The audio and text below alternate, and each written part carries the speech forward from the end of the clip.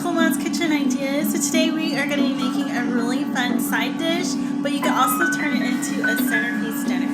So with that being said, let me show you what you need. First, you're going to need a whole cabbage, and you're going to need an onion. And then I'll show you the seasonings as we go. Alright, so with that being said, let's get started. Okay, so now we are going to chop this cabbage up really nice.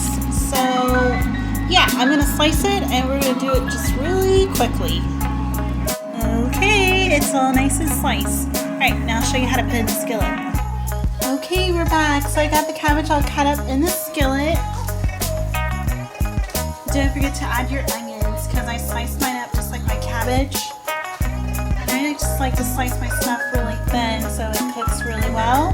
Then I'm going to add just a little bit of water. I'm going to add just a little bit of grapeseed oil. You can use any kind of oil you like.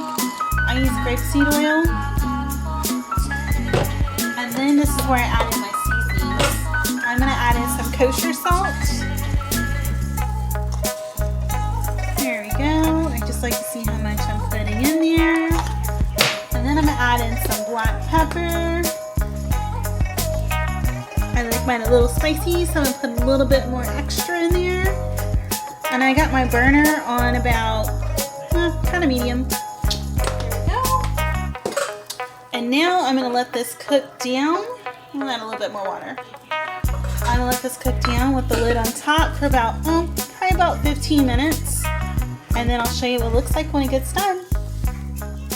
Okay, so all my cabbage is done, cooked down. But before I show you that, I do have to share with y'all that I did finish my cookbook.